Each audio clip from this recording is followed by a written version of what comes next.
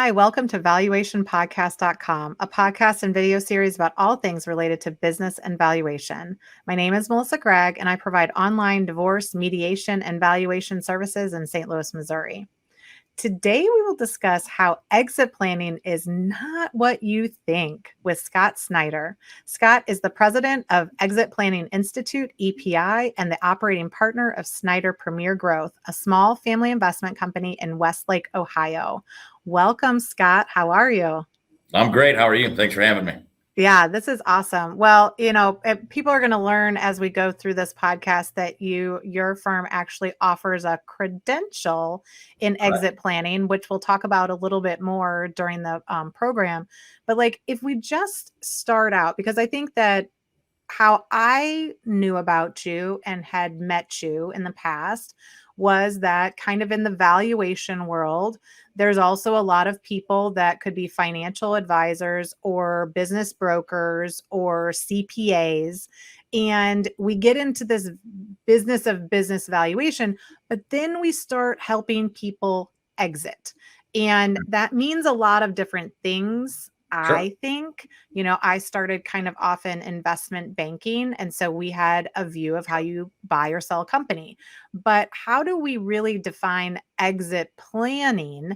And what are some of the core concepts from your perspective? Yeah, no, I think you're right. I think when people think about exit planning, they think a traditional M&A process, right? Where they're going to sell to some external party down the way. Or maybe if you're like a family business like we are, you're like, yeah, well, of course, Chris is my father. Chris is gonna, sell the business down to Scott or do some succession planning. For me, I would say exit planning is a way to create a significant company.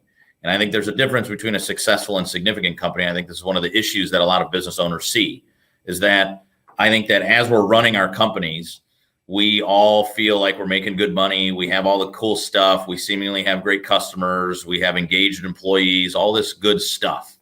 And it probably is all good stuff, right? And then we go to sell our company and we either don't sell it for what we thought we should sell it for, or unfortunately, we're not able to sell it at all until we kind of fix it up and get it ready, right? Or we sell it for what we wanted, and then 18 months later, we're like super unhappy because we're bored. We don't have anything to do. And so the way I describe exit planning kind of at a high level before kind of peeling a layer of the onion back is that most owners, I think, have successful companies, but most owners don't have significant ones. So the way in which to have a significant company that aligns to your business, personal, and financial goals is through a concept called value acceleration. And so exit planning is a way to create a significant company that aligns to all three things and three elements that an owner has: business, personal, and financial. Well, and I think that just to clear up a few things, that most of the time when business owners are even contemplate, like most successful business owners are not going to look for a way to exit the company, right? That something's going to happen. Yeah. But they always feel like their company is worth a lot more than maybe a potential buyer would think it was worth. True. So, and I think that part of what people in kind of the exit planning space are like, if the business owner would get up to speed about what the true sellable value is, right? Maybe they aren't the same things that they thought were worth a lot. But if they come up with what is the sellable value, in my mind, you're putting the power back in the business owner, and they can now make a decision. Because I've talked to people like, your business is worth $5 million today. Okay. You can go sell it for $5 million. Right. So, and they say, well, I'm pulling a 1.5 off every year. And I say, okay, well, do you want to work for 3 more years and you would make close to 5 million, right? And then sell it for anything because you've already made the money out. What you wanted, right? And they're like, well, but there's so much risk. And like, what if everything happens? And like, what if we don't make it? Well, that's why you could potentially sell it now to take away some of that risk. Absolutely. So, but they have a decision. Okay, let's say I work hard for 3 years and I can get the value to 6 million. Is it worth it to me? I don't know. do you want to work 3 more years for another million? And then they can. So to me, it's also helping the business owner have an adequate way to make a decision, right? Absolutely. I would agree. Okay. Yeah, I would agree. I think that it allows the business owner to think in the future a little bit and provides options. I think something like the State of Owner Readiness Survey, which is a piece of research that we do here at EPI, time and time again shows that something like 60+% of owners don't really even understand all of their exit options to begin with. So I think that by incorporating exit planning into the right now and starting to plan for this exit, it gives you options. It says, when do I need to sell? Do I need to sell now? Do I need to sell in 10 years? What options might be right for me? So I think that from what I don't think a lot of owners know as well, that it's really not about the price that you're getting from a sales standpoint. It's about the net proceeds that you're taking home. And I think that we hear a lot from advisors that say, look, you have a $20 million company today. We believe it could be a $30 million company in 5 years. But is that really what the owner wants to do? To me, it always goes back to like what we call a wealth gap conversation. A wealth gap would say, how much money, how many assets, what's the value of my assets currently outside of my business? What's my wealth goal? And then that gap is usually filled up by the value of the business. Mm-hmm. So for example, if I had $5 million of assets outside of my business and my goal was $20 million, I know that my business needs to be worth 15 million to get there. Right. And sometimes I think professional advisors say, look, it's not worth 15 right now, it's worth 10, but I think it'd be worth 20. And to your point about option, I can say, okay, that sounds good. Let's get it to 20. But because I know my wealth gap, I know that I really only need it to be worth 15 because it'll get me to my wealth goal, which will take me into the next phase or act of my life. Right. So to me, it's certainly about option. And I think a part of having those options is knowing what we want to do outside of our business as a business owner, right? Is that we're people. So we're a part of being a person for some is a business owner, but we're also many other things. So how do we fund that lifestyle after business ownership? Well, and even, some of the options like you talked about, like with your father and you, sure, there's an option to gift you some. When you talk to business owners, they're like, gift? What is that even? Now we talk about gift tax and all of this stuff, sure, but business owners don't necessarily know that that's an option. They're just like, I'm going to sell it and that's it. And I think that part of it is understanding the other options. The second part is, do you go and sell your house like today, right? Sure. I'm going to sell my house. Do you just literally go and put a sign in the front yard? Or are you going to clean the bathrooms? Are you going to trim, the trees? Bushes, put a fresh coat of paint on the thing, right? You want it to show well, without doubt. Right. Yeah. I think the simplistic way to look at that process is to look at like the house deal, right? Is that no one will just throw a house like on the market, even if you had the nicest house. There's probably some things.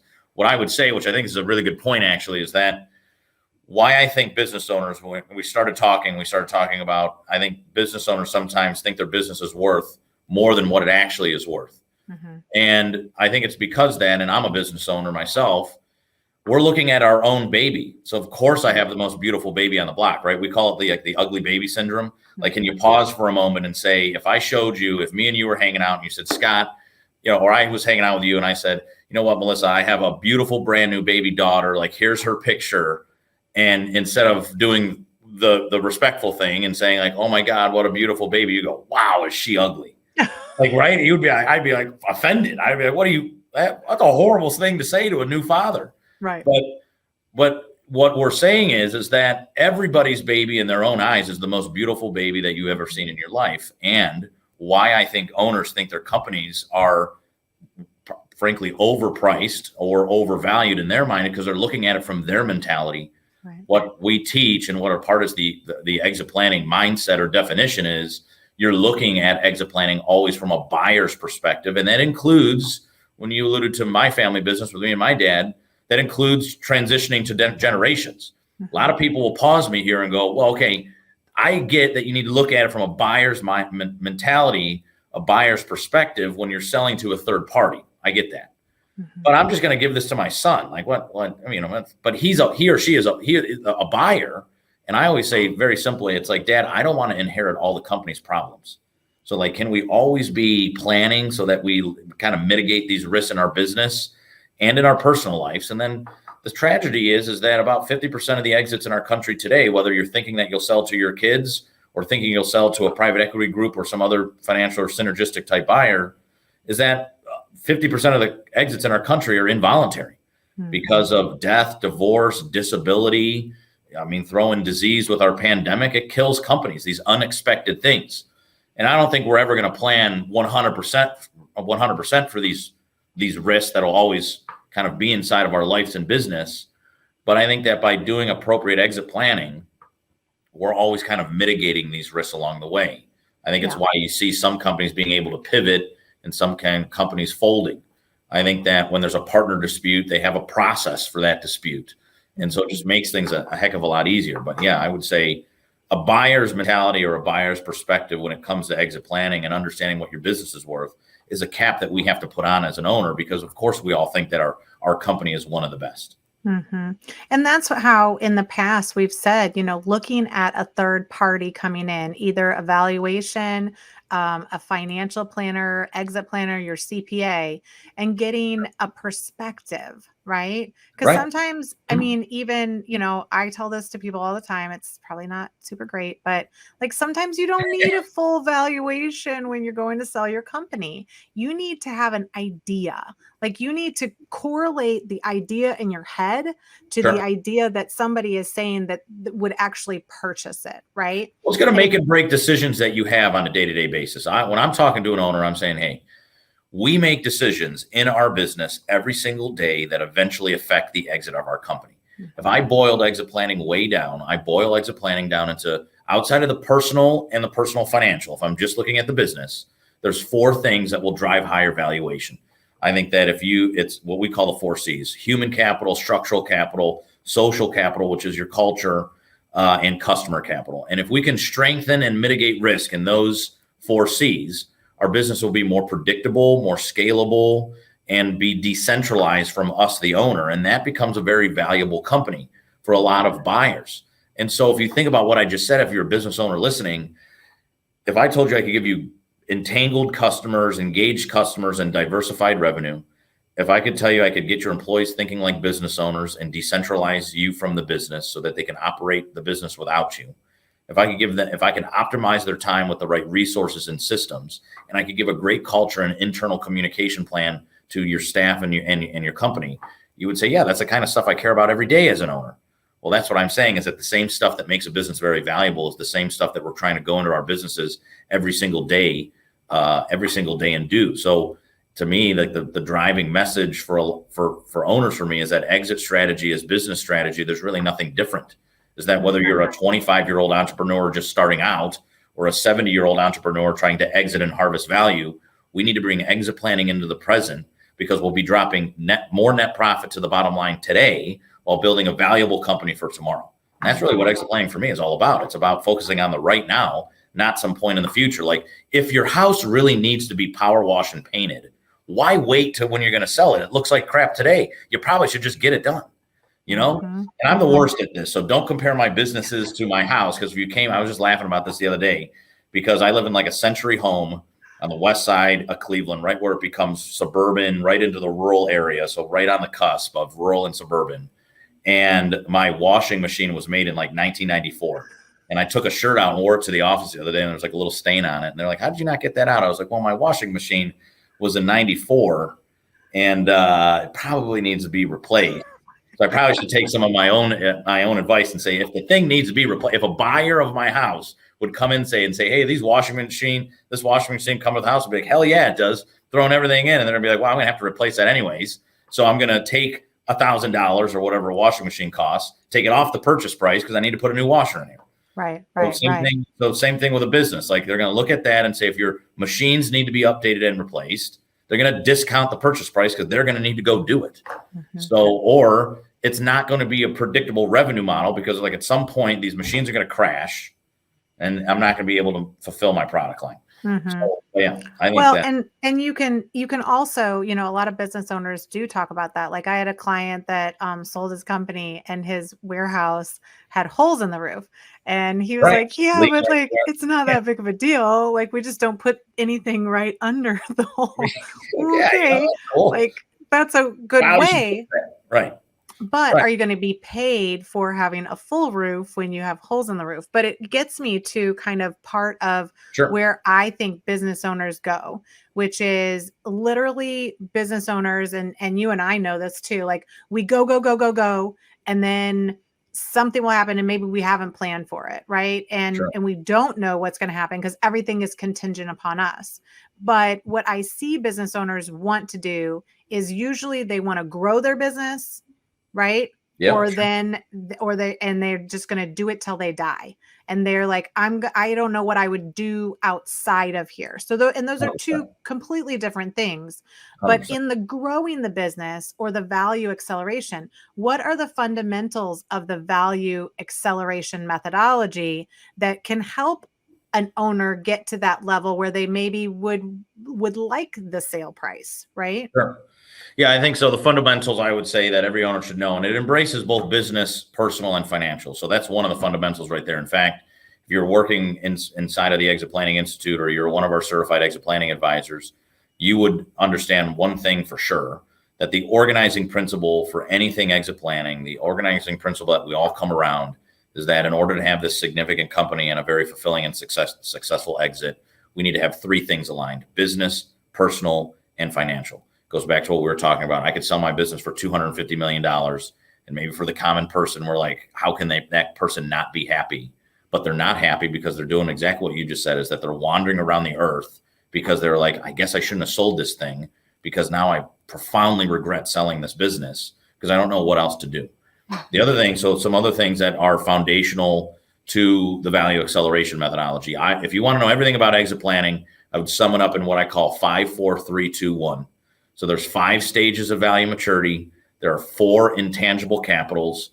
There are 3 gaps and 3 legs. There are 2 concurrent paths that any owner runs on at any given time, and 1 goal, and that is to drive value. So if you think about kind of breaking these down a little bit for you, unpacking this a little bit, the 5 stages of value maturity, I think the ultimate goal, you think about a staircase, at the top of the staircase is manage value. So the ultimate goal is to sell this company 10 million, 100 million, whatever it is, be able to reinvest that money and manage it for the next act or phase of our life. But in order to get there, you got to start at the bottom landing and start to work our way up. So in order to understand what we can have to manage, we have to identify and assess what we have. To your point about business valuation earlier, no, I don't think a business owner every year needs some full, big blown certified valuation. But as a business owner, we need to understand the difference between the tax number and the real number. And we need to understand where our value is today so that we can grow to the value that we want to tomorrow. We should have that every year. We should know not just what the projections on the P&L look like, but we should understand what the projections in value growth look like. So we need to identify and assess what we have. Once we can do that, we can start to protect and build value. Then eventually we'll come into harvesting our value, selling our company, and then manage that wealth for a lifetime to come.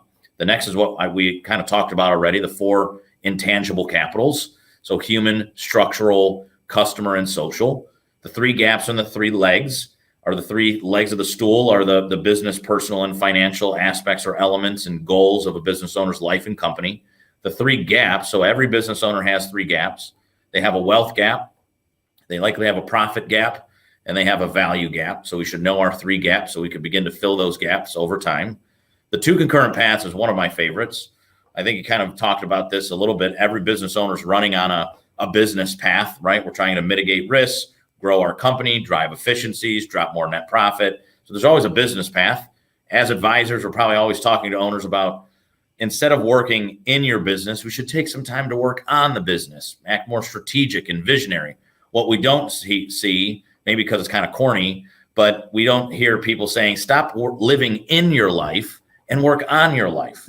And so we don't hear that a lot, right? Somebody tells you that, you're probably like, that's a little mushy for me, probably not my thing. But this is why you see owners profoundly regretting selling their business, because they didn't work on their life. They lived in their life and lived in their business. And so just like we want to spend some time as owners working on our companies, we want to spend some time working on our life. So that second path to the 2 concurrent paths, that second path, would be a personal financial path. We want to understand what we want to do outside of the business and put a plan around that. And we want to understand what that personal financial strategy is. So when our business does go away, we have the right amount of funds coming in to live the life that we want to live and achieve our goals.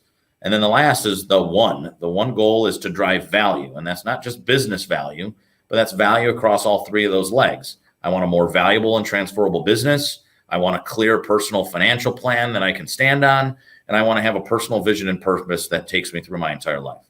So that's maybe a long answer to the short question of the fundamentals of value acceleration. But to me, I would always sum them up as the 5, 4, 3, 2, 1. If we can understand 5 stages, 4 C's, 3 gaps and 3 legs, 2 concurrent paths, and 1 goal value, we pretty much understand exit planning and value acceleration.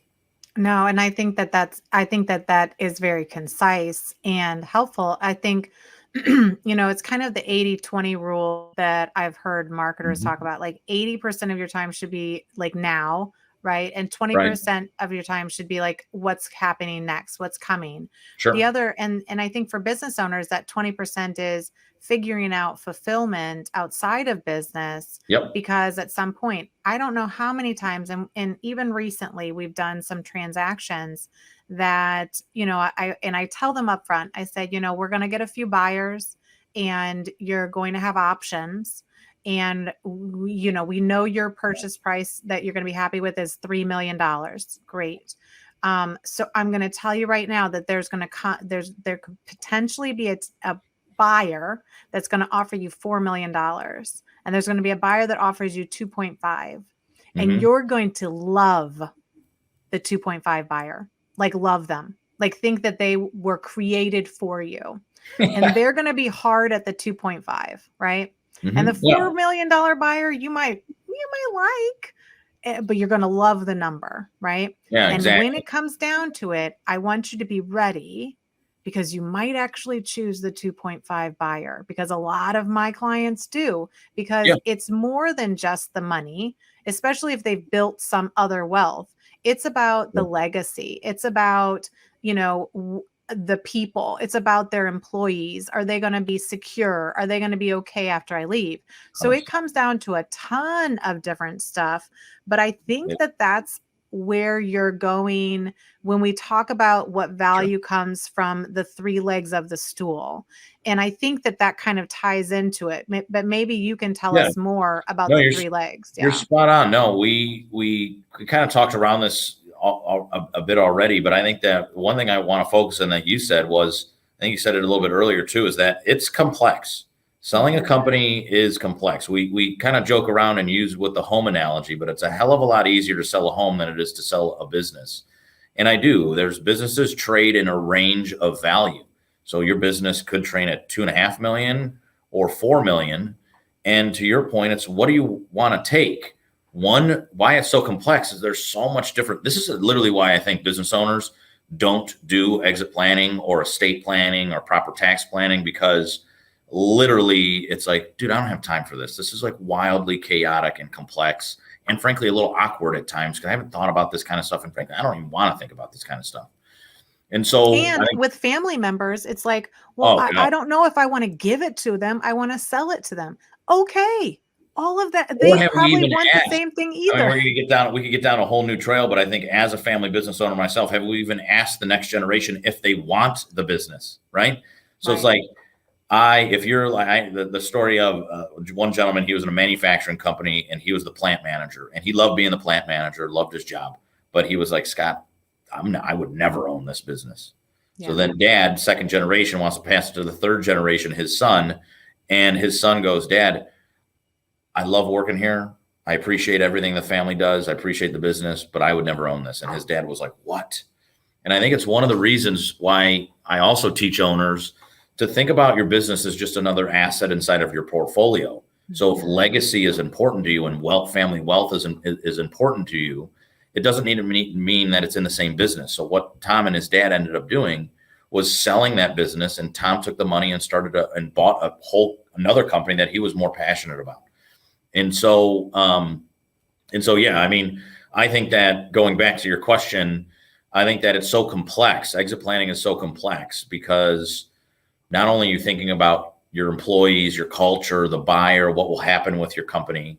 You're also going back to that wealth gap conversation. We need to understand how much money do we want or need in life so that we could go do the things when our business doesn't exist anymore, or is in the hands of another person. So maybe I don't need 4 million. Maybe I'm happy with the 2 because I understand that I only need 2.5 million to get to my wealth goal. So I don't, even though my business, I could take 4, not only is it not right for my people and the legacy, but it's also, I don't need it because I understand my wealth gap. That's the personal side of the 3 legs of the stool, or I guess the personal and financial side. And then we've kind of talked through the business. But yeah, this is why I think that most owners, most advisors are very concentrated. If you're an owner listening right now, you probably have a CPA sitting at your advisory table. You probably have an attorney sitting at the advisory table. Who represents your personal financial life, though? Right? Like most people sitting around my advisory table represent me, my business. There's no one there that represents the personal financial side. That's why one of the things we teach at EPI is that we need to round out that holistic advisory group with a personal financial advisor. So now if we get a financial advisor there, even if you just had those 3 people sitting and advising you, we could take a more holistic look at who you are as a business owner and as a person that has all of these things, right? So I think it was like Steve Jobs, right, that talked about throwing the dots up, and an entrepreneur's journey isn't a straight line. It's connecting all these dots along the way. That's absolutely true when it comes to exit planning, is that there's all this stuff that we want to do as a person, but a big part of being a person for us as a business owner, and I need a personal financial strategy to wrap this whole thing, to wrap all of this stuff around. And so it's really about connecting all those lines. And that's really what the 3 legs of the stool is all about. Yeah, because I come in and say, okay, you can get the 2.5. Okay, we go and get the 2.5. That's not after tax. That's not after cost. That's not after all of that other stuff. Yeah. Like, I need the CPA to run those numbers. But I think the other interesting piece is that, in the same analogy of, oh, I can take the 2.5 or the 4, they'll be like, well, the 4 would be great because then I never have to worry and blah, blah, blah. And I say, okay, so the 4 people say they're probably going to eliminate some people. They could move the location, but you just don't know. And they're like, yeah, but they promised to keep the people for a year. And it's funny because you're laughing and I laugh, right? But they honestly, if they've run a great, reputable business for 30, 40 years, they believe that other people, when they say that they're going to do it. And I constantly say, listen, that buyer is going to tell you whatever you want to hear. If they are not aligned culturally or with your vision, they can tell you that. But when that closes, if you don't really trust that, or you can't really get behind it, they can do whatever they want. They have no promises to you. Right. And so I think a lot of these conversations, and that's why I do get a lot of my clients to do yearly valuations. It's sort of like we're talking out of both sides. It's not necessarily that it's a traditional valuation. It's analyses. We're looking internally and we're saying, okay, what did we do well? What do we need to work on? How can we change? Where's the world going? Things like that.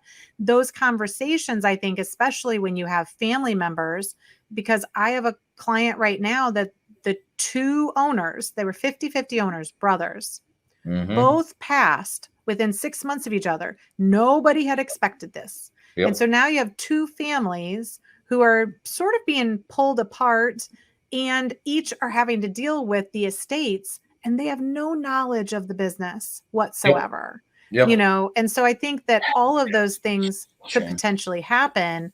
It's just that business owners, we really do just fly fast, right? Like, I gotta go. And that's what I was saying before. I think the life of a business owner is already kind of organized chaos, right? If you looked at I think a traditional business owner as well, they're also probably involved in things outside of their business, right? They're sitting on the city council, they're volunteering in their community or at their church. They're going to other special events. They're teaching at a local college or entrepreneurship center. They're a husband, they're a wife, a mother, a father. There's all kinds of stuff. Like, I can tell you, as a business owner right now, I legitimately, my calendar, whether it's a personal calendar or a business calendar, I'm back to back till probably 10 o'clock tonight. So it's like, if you want to call me, you can, but it's going to have to be in the car in between, which I just don't think people do anymore because everybody wants a Zoom call. Right. I'm like, hey, man, I used to optimize my time and be able to take these calls in the car. Now I can't do that anymore. But that's neither here nor there. But I would say, yeah, I think that the life of a business owner is certainly a chaotic one at times. Yeah. And maybe they enjoy it. I'm not saying it's bad. I love my life. It is certainly a chaotic one, but nonetheless, it's chaotic. But those difficult discussions, you're not going to like try to make time for it. No. I mean, and that's where I think it's important, but it's not urgent, right? So this is one of the Correct. things. It's like, I think there's probably 3 challenges that we face when trying to work with business owners. And if I am a business owner, this is why it's so hard to understand exit planning, because we're built with these 3 mentalities that frankly just aren't true and need to be broken down and have a new mindset kind of appear. One of those is that, guys, I understand exit strategy is important. If you go back to our State of Owner Readiness Research Survey, we asked the owner the question, how important what would you rank it? Agree, somewhat agree, extremely agree, don't agree, all those levels of agree or disagree. We said, is having a transition strategy important to your future personally and the future of your business? 60% of owners said that they agreed. And if you added up the somewhat agree and strongly agree, 99% of owners said that they agreed with that statement. However, the next questions are, do you have a formal written exit strategy? 50% of them said no. Do you have a formal personal plan post-business life? 94% of them said no. Do you understand all of your exit options? 60% of them said no. So when you're sitting here as an advisor, your frustration builds because you're like, they're saying it is important, but at the same time, they're not doing a damn thing about it. So where's the disconnect? The disconnect is literally what you just said. They understand it's important. They're not doing anything about it because it's not urgent to them right now. It becomes urgent to them when they have a partner dispute. It becomes urgent to them where they're like, holy crap, I'm 80 years old. I probably need to do something else in my life. It becomes urgent to them when the private equity company knocks on their door and says, hey, you look like a pretty attractive business. I'd like to buy your business for a 10 or 15 multiple. You're like, oh my God, I think I need to take this offer. Or it becomes urgent when their life changes. I could tell you right now, I try to use our own business as an example of value acceleration. My dad in his early 60s, his life has changed since COVID, undoubtedly. Number one, he's a baby boomer. So anybody that's a baby boomer listening, you've navigated all kinds of crises throughout your business career, right? Pandemics, recessions, real estate booms, or booms or busts. You got all kinds of stuff. 9/11, you got all kinds of stuff that probably affected the economy and your business. And so there's that.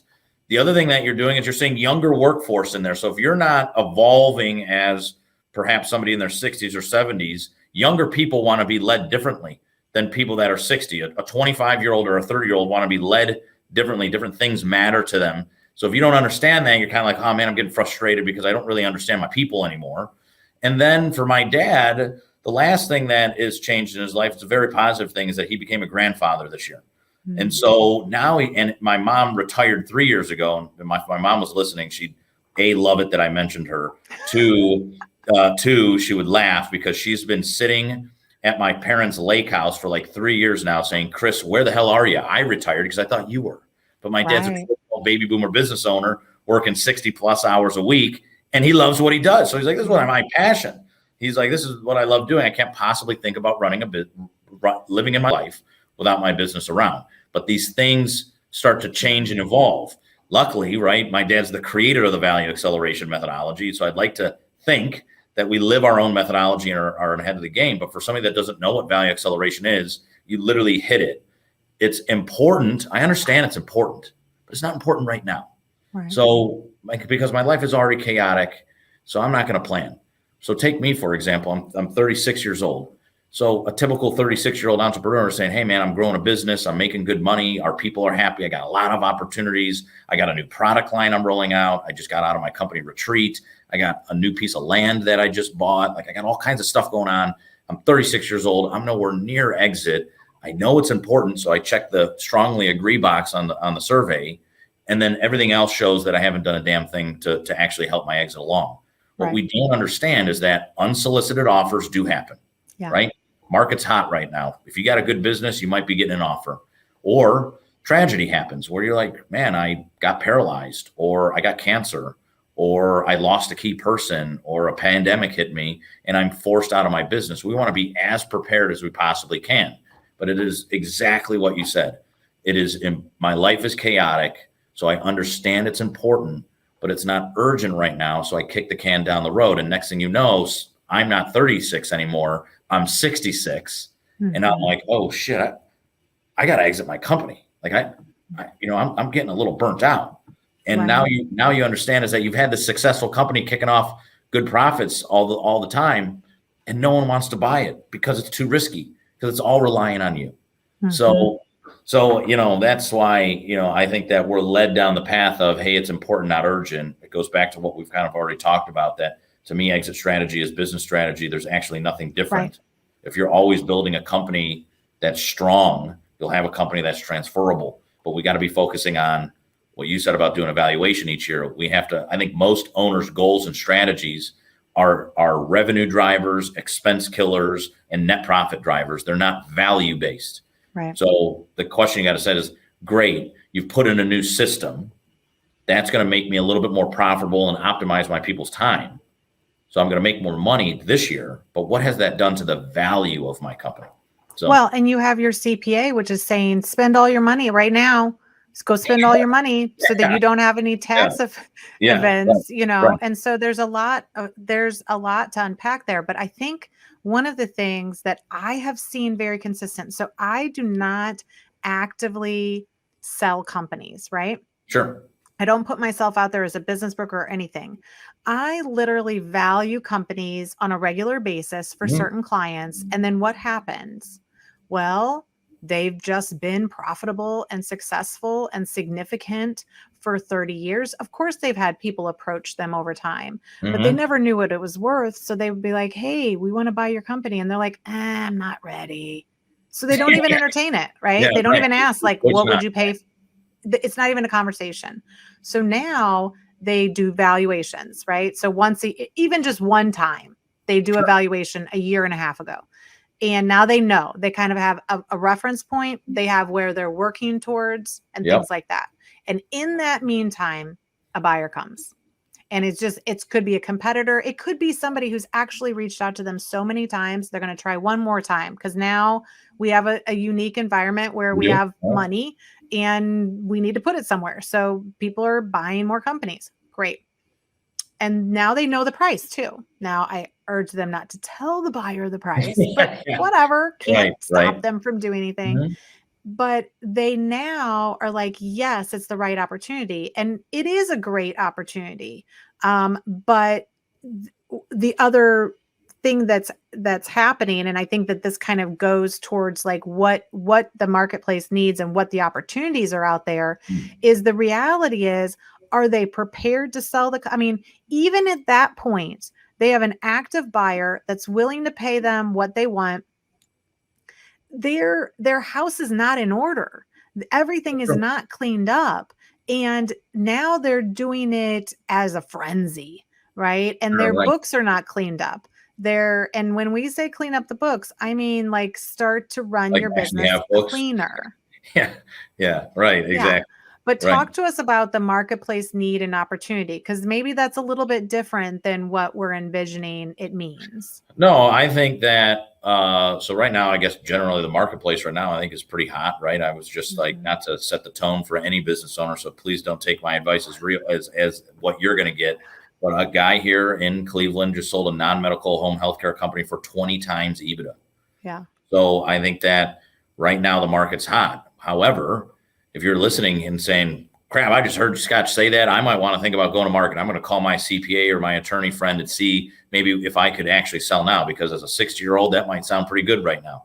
But what you're going to find is that you're actually might be very attractive, but you're really not ready at all, right? I always call it, it's like, picture your favorite car. So I'm a car guy. Say you have the brand new Mercedes-Benz 2022, 0 miles Let's on go this. Like Maserati, whatever your thing is, right? Whatever your thing is, you're looking at this and you're like, this thing looks beautiful. Say it's $100,000 car. It's a big deal for you, bucket list kind of item. And you're like, okay, I'm definitely going to buy this thing. I just want to take it out for a ride. So you sit down, you hit the little push start button and nothing even turns over.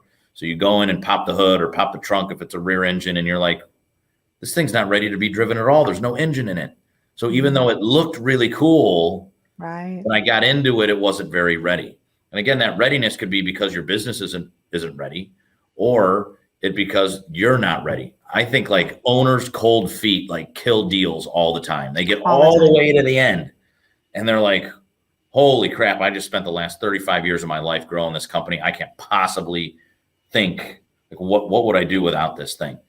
And I think it goes back to some of the stuff we talked about too, or they say, maybe I am a little bit ready, but I'm unsure and untrusting what this new company might do with my people, my customers, my culture, all this stuff. Mm-hmm. So, I think that, the marketplace and the opportunity question, I think that right now it's really hot. So if you are thinking about selling your business, you should probably start an exit planning journey, Right. which typically takes 3 to 5 years. But, but I would say it also is, I think, generation dependent and all that kind of stuff. And I love talking about the generations, but it's probably another podcast. So, well, but I think you have a good point, because it's never the first thing that I hear, because like when we're talking about a deal, it doesn't seem real. Like we're negotiating the LOI, we're negotiating the terms, and the business owner is still like, it's like a wish and a prayer, right? Like I'm just gonna, and we tell them like, keep on running your business, we'll negotiate, but you need to keep on, because it's a lot, it's emotional, but they don't figure it out at the beginning. And they don't even get it in the middle. It's towards when it starts to become real. And we're starting to give bank accounts, and we're starting to determine where escrow is going to sit. And we're getting the wire information for the millions of dollars that is going to be put into their bank account, that they literally sit back. And I kid you not, it's almost 100% of the time, right? And they sit back and they're like, Melissa, Scott, what am I going to do? Like even day one, like week one, and they literally go into this like sense of like they've never thought about it until here, because they were running so fast, that they're like, I don't like, everybody says I should go like drink margaritas on the beach, but like, I don't even like sand. I don't even like warm weather, like. Right, exactly. And they have this epiphany of like, what do I do? Yeah, no, I totally agree. It's kind of like, like the typical owner that's going to go play golf, right? So you're playing golf, and frankly, like I think most people are probably pretty average at golf. Like I can golf, but like after like pretty much hole 10, I'm kind of like, okay, like I'm so frustrated, because I was good all the way up to the hole, but can't putt for hell. So I ended up, getting a double bogey, and that gets old after a while, right? And then, or also because it doesn't become very challenging. Right. So again, I think it's generation by generation. But if you're a baby boomer, you're built, one of your key values or your core values is success. Mm-hmm. So whether that's being a good father, a good business owner, a good golfer, you have a sense of wanting to feel successful.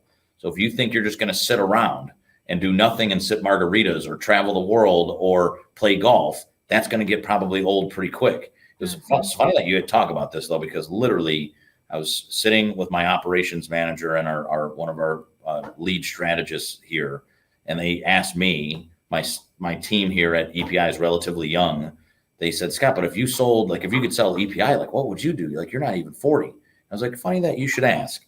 And so because trying to live my own methodology, I have a written personal vision that I'm trying to live into that goes till about 55 right now, 55 years old. So, but it's written. I wouldn't say, I would probably rate myself low here. It's written, but it's not thorough. But I know the trajectory of what I want to do with the Exit Planning Institute, my business. I know what I would do after my business, at least till I'm 55.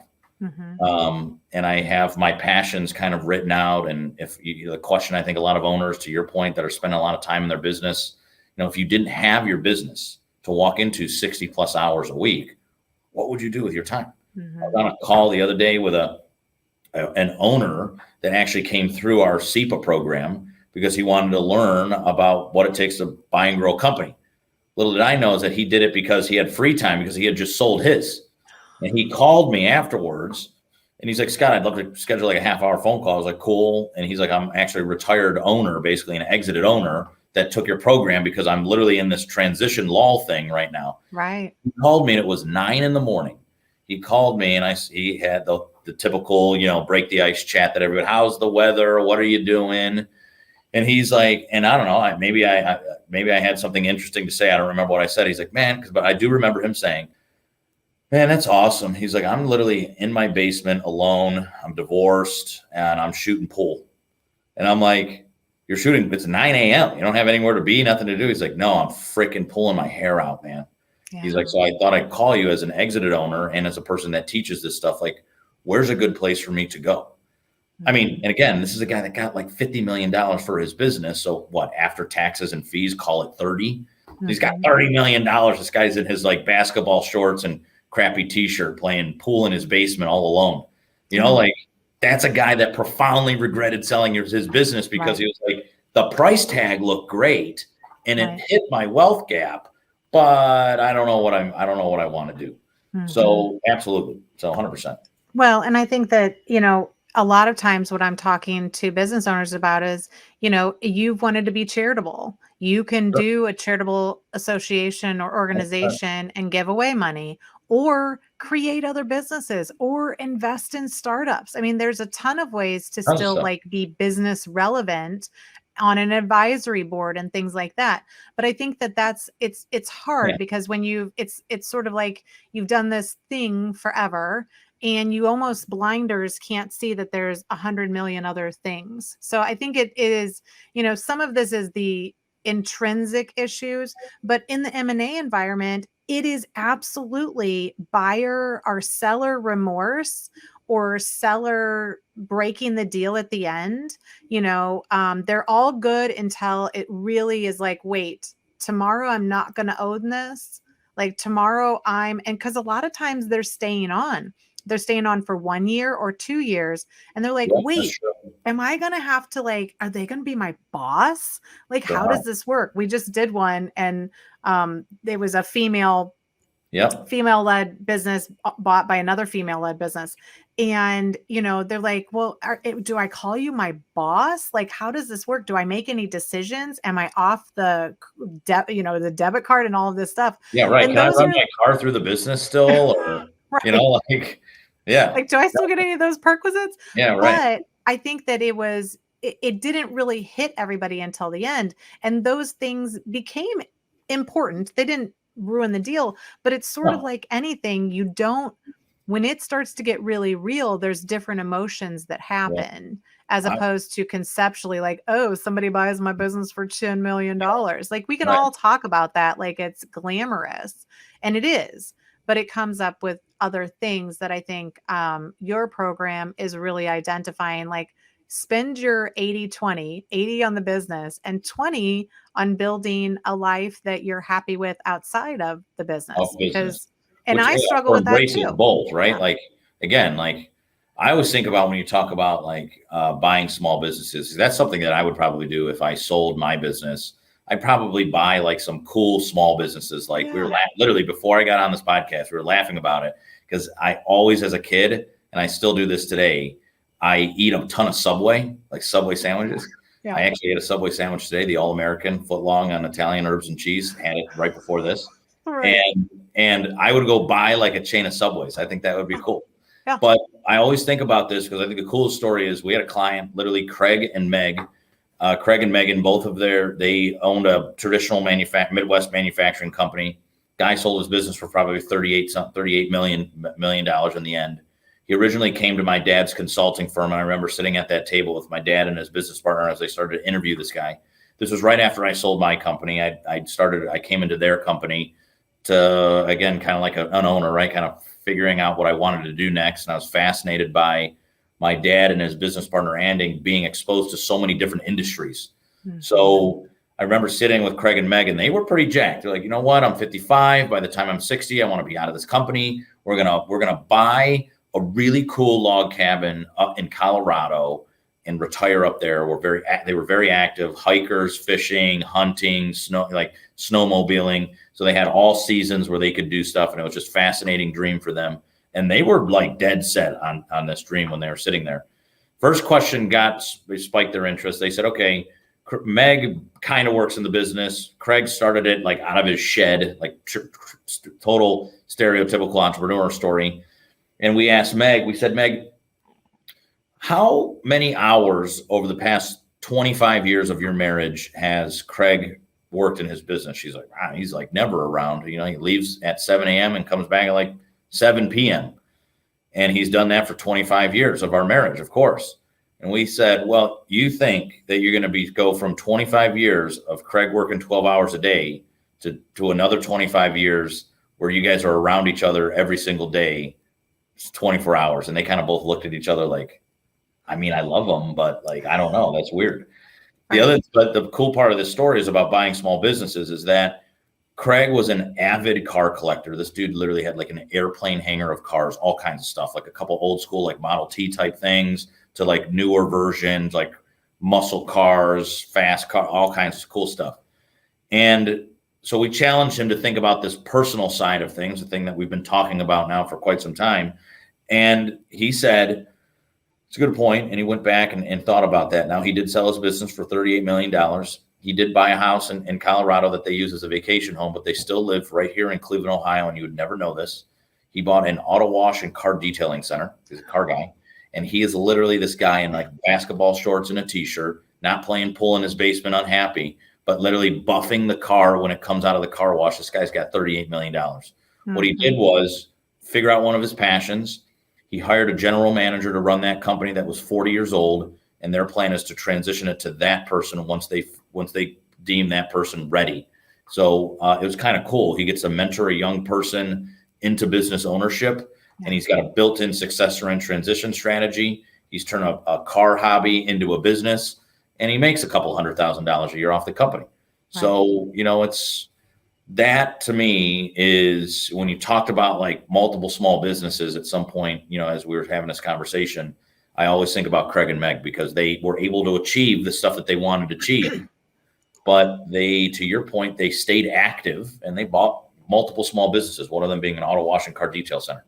Well, and if you talk to the business owner even further, right? Mm-hmm. So now you want to take your money and go buy a small business. What are you going to buy?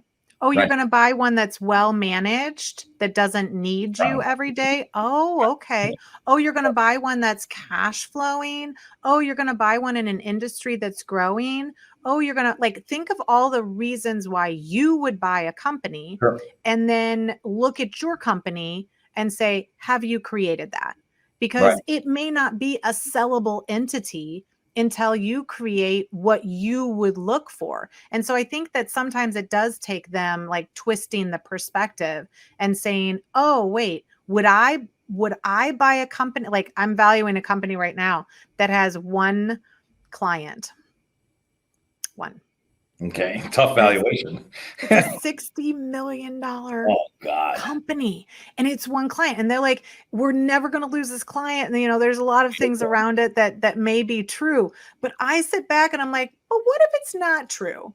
Like, what is the true risk? Because he might have mitigated the risk in his head, right? But I come in and say, oh my God, that is a huge risk. And so I think sometimes we're desensitized to our own risk factors. And 100%. Only when they can look at something else and say, well, I wouldn't buy that. Okay, but that's what you're doing, you know. So I think it is. I think another good one is we had a client that owned a language translation company. It was started literally they were tutoring languages. Then they started translating languages. So by the time they got to us and they were looking to sell, same kind of story that with this one client, $60 million situation, they had their biggest service was wiretapping. So translating wiretaps for the DEA. So they're like, dude, we have government contracts long-term, like this business isn't going anywhere. And we didn't know this at the time either, although we obviously thought that was risky generally. When we started looking at buyers, the DEA wanted them to have criminal background checks. So the new owners of the company, they had to go through a pretty rigorous process that the current owners had to go through. And so that kind of limits your buyer pool. Like, I don't know how stingy the DEA is, but it's like, okay, like, hey, I got a couple of DUIs, you know, and something like maybe they don't like, maybe they're like, oh, like any charge, you know, knock them out of there. So I think it limits your buyer pool, but talk about like minimizing the risk in your head. These owners of the language translation company were like, this is a great business. We make good money. We got long-term government contracts, but they didn't anticipate the new owners having to qualify just like they did. Mm-hmm. So I think that could be an interesting valuation and situation as well. Yeah, well, and I think this has been so much good information. I think we've at least provided some food for thought, if you will. But tell us a little bit more, because I alluded to the fact, the Exit Planning Institute really is kind of the preeminent forward-looking credential for exit planning. And you guys have been around for a long time, like absolutely a great reputation. But tell people more, because it's not only for the business owners in order to find somebody maybe in their area that could help, but also like maybe there are other professionals that do consulting that would 100%. Maybe be interested as well. So tell us a little bit more. Yeah, 100%. So if you're a business owner listening, I would 100% encourage you to visit EPI and interact. If you're a business owner listening, you should also know that the stuff that Melissa and I were just talking about over the last hour or so is not done without a good quality advisory team. And so what me and my dad think, my dad, Chris, that has started this value acceleration methodology, we flipped the model. We were working with business owners directly, and we said, if we could surround the business owners with really great people that believe in the same types of things, that look at it from a holistic mentality, we have a chance to really help business owners sell their company and sell it for more than what they ever thought and be super happy in the next act of their life. So Exit Planning Institute is a professional education company that actually teaches professional advisors how to help business owners grow value in their company and sell them and have this significant exit. So if you're a valuator, a CPA, a financial advisor, an investment banker, a life coach, a value growth consultant, these are the people that we work with, and we have a credential called the Certified Exit Planning Advisor, or CEPA. We run in that credentialing program. And if that's not right for you, that's okay too. We have an academy program. We have a big conference. We have chapters and webinars that are free to get involved. So a really nice exit planning community that is a very diverse community, primarily made up of advisors. So if you're looking to advance yourself as a professional advisor, certainly I would like to think that this is a place to come. If you're a business owner, please begin to interact and educate yourself. And if you're looking for somebody to help you down that path, we likely have the advisor for you as well. And those advisors for us are called CEPAs. And we don't necessarily need to kind of have a financial background, right? No, not at all. We're coming from all walks of life. So some of our CEPAs are exited owners that are now looking to consult with other owners. So you could have a personal financial background, an accounting background, a legal background, an M&A background, or an owner background. It doesn't really matter to me. And I would say that there's obviously some prereqs for the program, but nonetheless, you should think about, if you're advising an owner how to grow their business and sell, if you're advising an owner how to develop a personal financial plan, or if you're advising an owner how to develop a personal vision and purpose, Exit Planning Institute is probably right for you. Yeah. And even as layering it in, because I know a lot of financial advisors kind of, because everybody does work together. I mean, normally on a deal, I'll have an attorney, I'll have a CPA, I'll have me, I'll have a couple other players. And so it does take a team to do these transactions, small or large. I mean, the larger ones obviously have huge teams, but this has been really helpful, Scott. And I appreciate all your knowledge. Yeah. So, and we'll do it again. Who knows? Hopefully. The world's always changing. Absolutely. Well, thanks. All right. I appreciate it. We'll talk to you soon.